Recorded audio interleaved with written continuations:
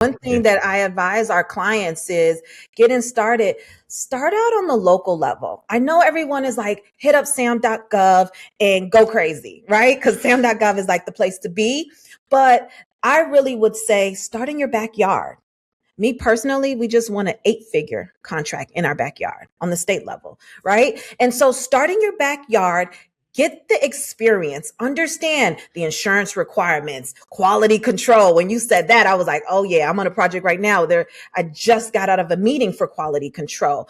And so really understand what are the things that are going to be needed for you to build out a solid framework. This is a lifelong customer. This is not a one-off situation. This is a customer where you can rinse and repeat.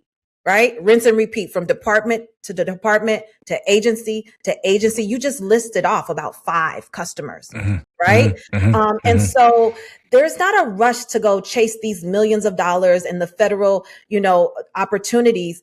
Simply start out in your backyard, because as you just stated, some of these agencies and purchasing officers, procurement officers, they're not forgiving. And so it's really important for you to have that solid foundation just so you could be successful. Yeah, 100%. 100%. Totally agree with that. And, I always think about things like if I was doing work at my mother's house, would I want this work to be accepted or not? And if the work is good, then, and if my mom would accept it, then I keep moving forward. But if not, we got to stop and we got to rip it out and do it all over again. So that goes back to the same thought process and the same framework of this game isn't based on sympathy. This game is unforgiving. So it's like we get one bite at the apple. And I remember my mentor telling me, Oliver, we get one bite at the apple. You do a good job for these people, the sky's the limit. But if you go in there and you start making excuses and you fall on your head and you can't figure it out and get back up, we're in big trouble. And I embodied that. And I was just like, man, we got to finish and start and finish every project. And no project is going to be perfect. This is business. I'm in construction. And we're in the people business. Nothing is going to be perfect.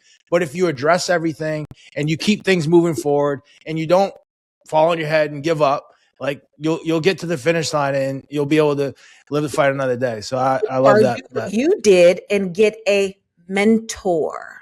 How about that? Right? So government contracting, as we know, sam.gov is free, right? Registering with your state and local portals, free. Going to PTAC, now known as Apex, free. So it's a lot of free services, but I really, really recommend investing in onboarding a mentor, a team that can help to lay down the blueprint and just make this as easy as possible, because they do make it very challenging overall. And as small business owners, we're not readily available or equipped to handle a customer like that. There's a few things that we need to implement. Accounting, if you're in IT, make sure you have the right software and safety measures in place. Construction, quality control and bond and insurance and transportation, all of the things that go along with that. Why not onboard someone who's made the mistakes and can turn, decades into years for you and help you to just kind of understand what it looks like. But you get one bite of the apple with a lot of these customers.